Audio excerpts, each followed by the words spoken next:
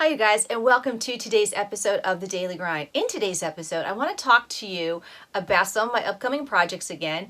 And if you've been following along, you know that I made a denim jacket and I love it. And I love it so much I'm making 3 more right in a row.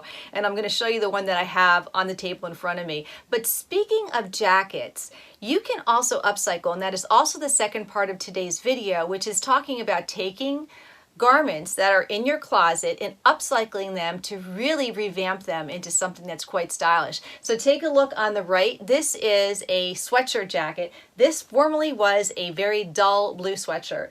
And what I did when the pandemic started and I was staying at home more, I decided to clean out my closets and I found a lot of old sweatshirts. So this was one of them. I found a blue one right here, the red one I'm wearing, and also a black one. Totally revamped them all. But on this one right here, I just want to show you some cute things you can do. This jacket right here has some applique embroidery designs. So if you have an embroidery machine, it could be a simple 4x4 embroidery machine. You can really add beautiful embellishments to your garments. And I also added a chunky type of trim on the front. This was made with my serger. So I used decorative threads in the looper. Now, these embroidery designs go all the way around the jacket to the back, and I even put the applique embroidery on the bottom of the sleeves too. Now on the one I'm wearing, I decided to order some gold and silver frog closures off of Amazon. So this one got the gold. And then if I stand up real tall, I have embroidery designs down the front, into the corners, and going around the back. I also used a cotton quilting cotton for the binding on every sweatshirt. I used a red and gold one for this one. I used a blender blue on this one, and I also used a beautiful black and gray on my black one. So you can take something like a sweatshirt and transform it into something really stylish. I call it the poor woman's Chanel jacket, all right, because I can't afford a regular one. All right, but you get something really cute. Now I also have another thing to show you that I'm working on, because I have 4 kids and I have the mother load of old jeans in a big tote, and I'm always thinking, what am I going to do with all these jeans? Well, I found something to do with all those old pairs, and I'm going to show you what it is in a minute or two. But in front of me, I have my purple corduroy denim jacket cut out on the table. I'm going to give you a little bit of tips about interfacing. So if you are an accomplished seamstress, you might find this a little repetitive and boring, but if you are new to sewing, I'm hoping that you will pick up some tricks to sew more efficiently as well as effectively. All right, so let's take a look at my cutting table and I'll show you where I'm at. Here's the denim jacket that I'm working on, and you can see that I have several pattern pieces right here already cut out. And for the most part, my jacket is all cut out at this point.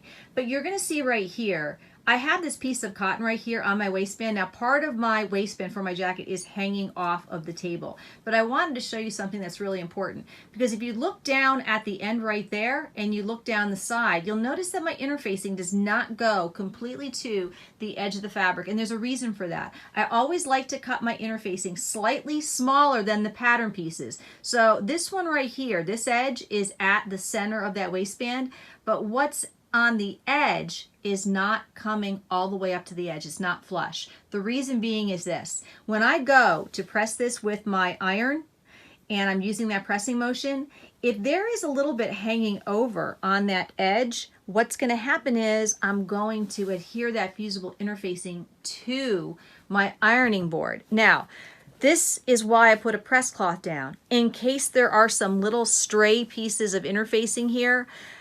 And if I use my iron, I don't want those little stray frays, because I'm using a dull rotary knife, sorry. I don't want them to stick to my ironing board. And I just refinished my ironing board doing a new pad, which you'll see right here. And I don't want to ruin the print of that ironing pad. All right, so getting back to the cotton piece, this will protect the ironing board, but also it serves as a press cloth. So I can fold it over before I press down my iron, and I can press it down to make sure that I do not damage the fabric below it, because now that's a little harder to do with the cotton fabric, but sometimes synthetic. So you really ought to have a press cloth on just about everything you're ironing. That's my opinion. And also it protects you. What if you accidentally put on your interfacing with the fusible face up? Oh my goodness, I've done that. I think every sewer has done that. And what happens is you fuse the interfacing to your iron, and that is a horrible thing to have to clean off. So that press cloth will eliminate the chance of that occurring, because if you made that accident, it will simply adhere to your press cloth. Easy enough. You can just cut a new press cloth out of 100% cotton. If you look over on this side right here, these were all pieces of my jacket that are cut out. And what I do, I don't follow the pattern from start to finish. I look at everything. I go through the whole pattern. Everything that can be pinned together, I pin it once. So that could take a good chunk of your time. And the reason why I do this is because I can just get all the stitching done, and then I can go back, give my garments a press to press open my seams. But then now I have to do, let's just say all these were stitched. Now I can go back and do my flat felled seams. I can do my top stitching. I can switch out my thread and do a whole lot of top stitching and get that all done in one fell swoop. I'm not constantly switching back and forth to a regular thread, to top stitching thread, regular thread, top stitching thread for all of these different pattern pieces. That's a real pain in the butt, and doing everything as much as you can at once really saves a lot of time. If you've watched my previous videos, you'll remember I'm working on this Vogue jacket, and I'm planning on making version C, which is right at the top in that mint green. This is Vogue 9212. All right, so this is a close-fitting jacket. So I always like to do a muslin, and voila. Guess what? All those old jeans I used to have, I am cutting it apart. And this right here, this panel, these were actually 2 pieces of denim that I used to create a muslin pair of jeans to test for fit. And I just knew I wasn't going to wear them. It's just a muslin. And what I did was I used 2 different types of denim. I didn't care. It's going to work out great for this jacket. I'm just doing a patchwork denim jacket to test the fit. Now, what's great about this is I'm going to have different types of denim on the back too, but down the front, if this fit comes out really nice, I'm going to end up putting down the front here and here, I would like to have some applique fall leaves in a beautiful orange print. I've already done some orange top stitching with some variegated thread, and I'll do top stitching throughout, but I'm really looking forward to pulling this together and having a wearable muslin, something that I can be proud of, something that fits.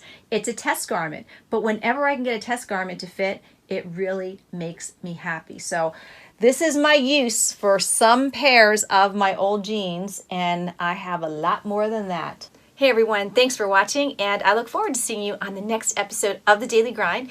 Be sure to listen to my podcast, So Chat with Kat, on iTunes and Spotify, and also join my Facebook group, Cyber Sewing School. All right, you guys, I look forward to seeing you soon, and happy sewing.